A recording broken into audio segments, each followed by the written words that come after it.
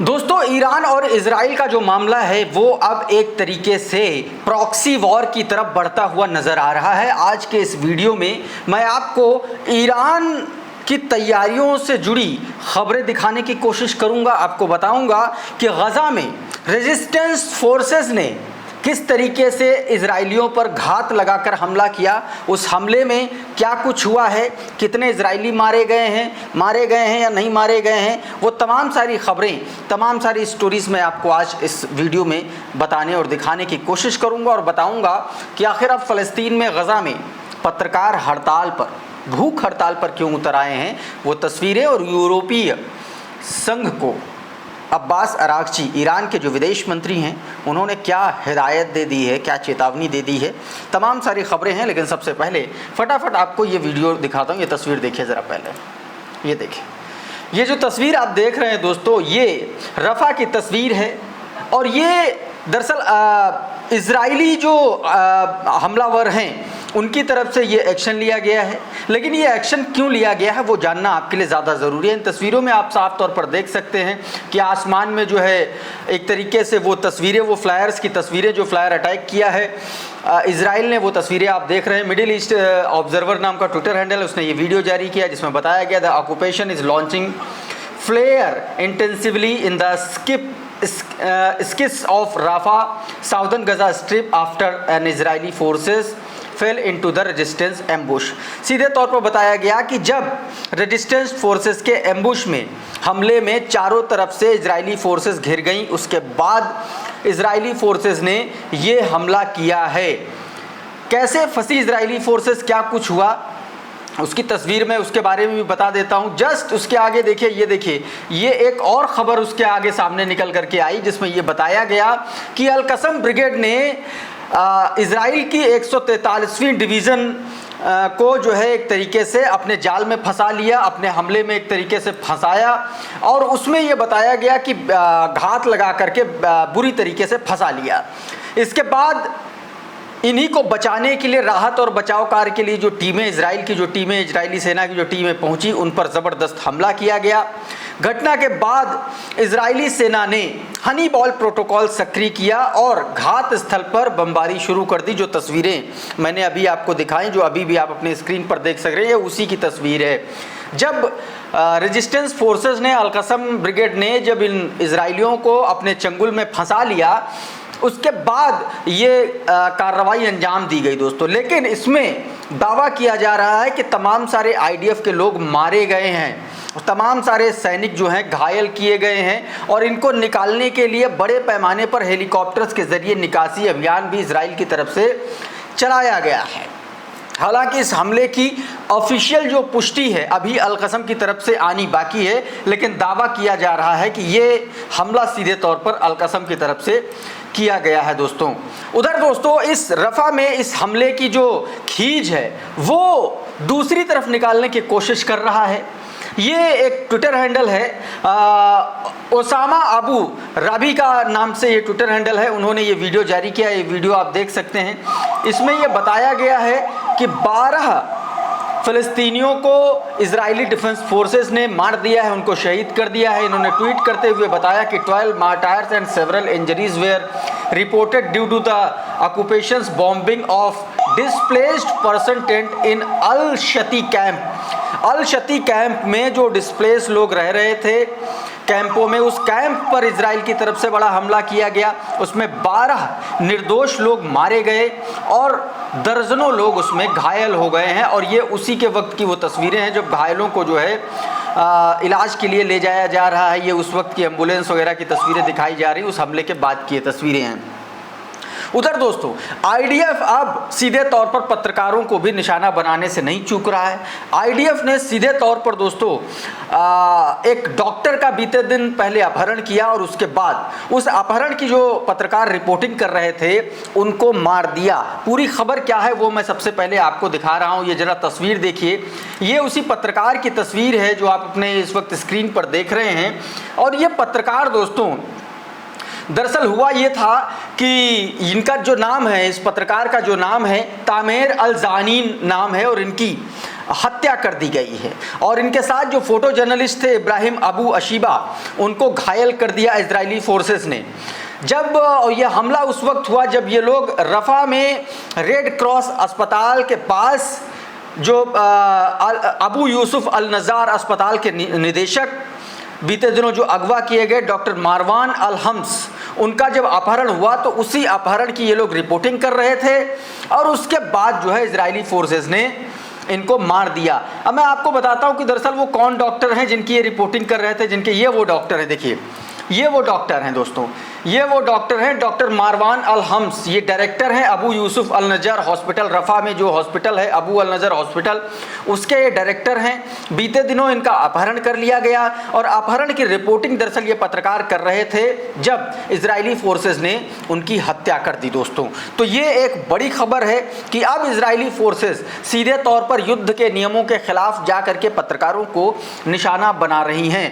उधर दोस्तों एक बड़ी खबर इस बीच सामने आई कि सीधे तौर पर इसके विरोध में एक तरीके से बड़ा अभियान चलाया गया और वो अभियान क्या है वो भी मैं आपको बताऊंगा। लेकिन सबसे पहले ये तस्वीर देखिए कि किस तरीके से इजराइल के लोग जो है, इजराइल के जो सेना है कैसे निर्दोषों को गोली मार रही है। देखिए वीडियो देखिए जरा, ये देखिए इस तस्वीर में आप देखिए कि एक आदमी ऐसे हाथ ऊपर करके आ रहा है और पीछे से आईडीएफ का जो जवान है वो पीछे से गोली मार देता है और वहीं वो धराशायी हो जाता है। आप सोचिए कि रोजाना इसी तरीके से लोगों की हत्या हो रही है। ट्रीटा पारसी नाम का एक ट्विटर हैंडल है, उन्होंने बाकायदा ये वीडियो जारी करते हुए लिखा कि पैलेस्टीन मैंक्स वॉक कादनी in Herborn with his arms raised, the Israeli soldiers shoot him in the back। सीधे से बताया गया कि कैसे वो हाथ ऊपर करके जा रहा था और पीछे से इजरायली सोल्जर्स ने उसको गोली मार दी। This happened all the time for a simple reason, the impunity the US and Europe provided Israel not only enables this, it encourage the study increase of Israel war crime. सीधे तौर पर बताया गया कि इसके लिए सीधे तौर पर अमेरिका जिम्मेदार है जो इन कृत्यों के लिए इजराइल को दोषी नहीं ठहराता है और इस वजह से ऐसे निर्दोष मारे जा रहे हैं। तो ये एक तस्वीर सामने आई। उधर दोस्तों पत्रकार की हत्या के बाद जो फ़लस्तीन के जो पत्रकार हैं, अन्य पत्रकार हैं, वो भूख हड़ताल पर चले गए हैं। ये जो वीडियो आप देख रहे हैं ये उन्हीं पत्रकारों का है जो भूख हड़ताल पर गए हैं। इनका क्या दावा है, ये क्यों भूख हड़ताल पर गए हैं, वो भी मैं आपको बता देता हूँ। ये जो लोग इस वीडियो में जो कहते हुए नजर आए वो मैं आपको बता देता हूँ। ये कह रहे हैं कि जब तक गजा का एक एक बच्चा भोजन नहीं कर लेगा, जिसको खाना नहीं मिल पाएगा, तब तक ये पत्रकार अपनी भूख हड़ताल जारी रहेंगे। दरअसल हुआ ये है कि इजराइल ने फ़लस्तीनियंस के लिए खाना पानी बंद कर दिया है और इसी वजह से पत्रकारों को आंदोलन के लिए उतरना पड़ रहा है। सीधे तौर पर इसमें बताया गया जो ट्वीट है आप अपनी स्क्रीन पर देखिए, इसमें जो बताया गया उसका हिंदी तर्जुमा मैं बता देता हूँ।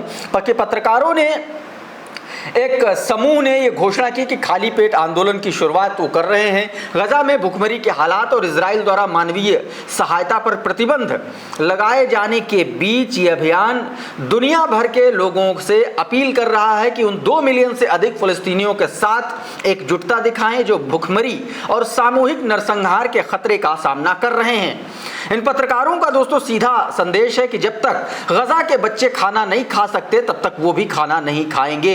ये सीधे तौर पर बताया गया और इस आंदोलन में इन पत्रकारों ने सिविल डिफेंस के सदस्य भी शामिल हो गए हैं। इस सीधे तौर पर भूख हड़ताल में ये लोग शामिल हो गए हैं।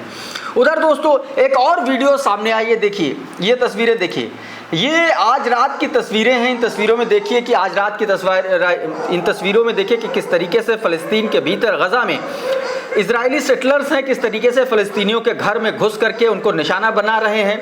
ये टर्मस आया जो इलाका है दोस्तों north of the Ramallah in the occupied West Bank का ये इलाका है, वहाँ पर किस तरीके से इजरायली जो सेटलर्स हैं वो वहाँ पर घर में घुस करके फ़लस्तीनियंस को गजा के लोगों को निशाना बनाने के लिए पहुँचे थे। ये वो तस्वीरें हैं दोस्तों। अल-कुद्स नेटवर्क ने बाकायदा ये तस्वीरें, ये वीडियो जारी की है दोस्तों। एक और तस्वीर मैं आपको दिखाता हूँ ईरान को लेकर के।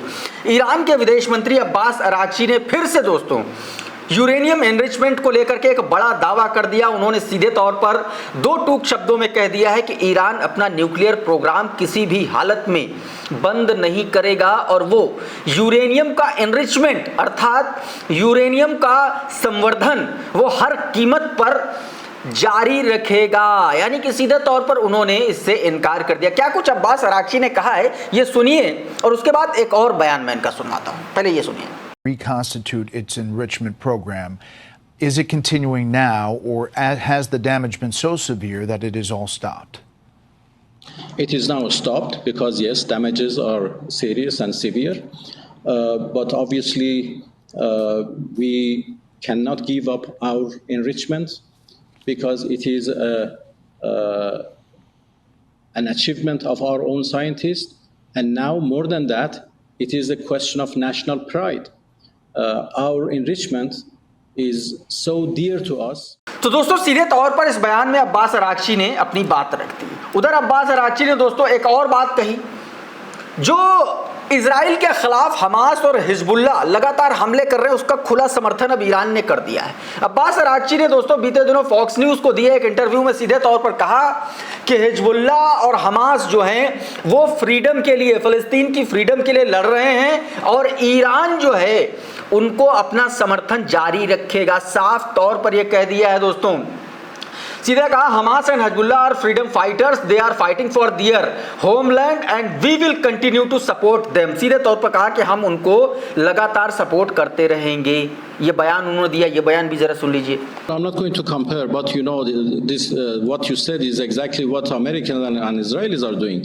The United States have supported Israel with all kinds of weapons, sophisticated weapons, to kill people in Palestine, in Gaza, in the West Bank, in Lebanon, in Syria, now in Iran, and in Yemen. We believe that those freedom fighters, let me say, Hamas, Hezbollah, Houthis, they are fighting for a just cause, and we have always supported them politically and in other ways because we think that they are, as I said, fighting for something absolutely legitimate.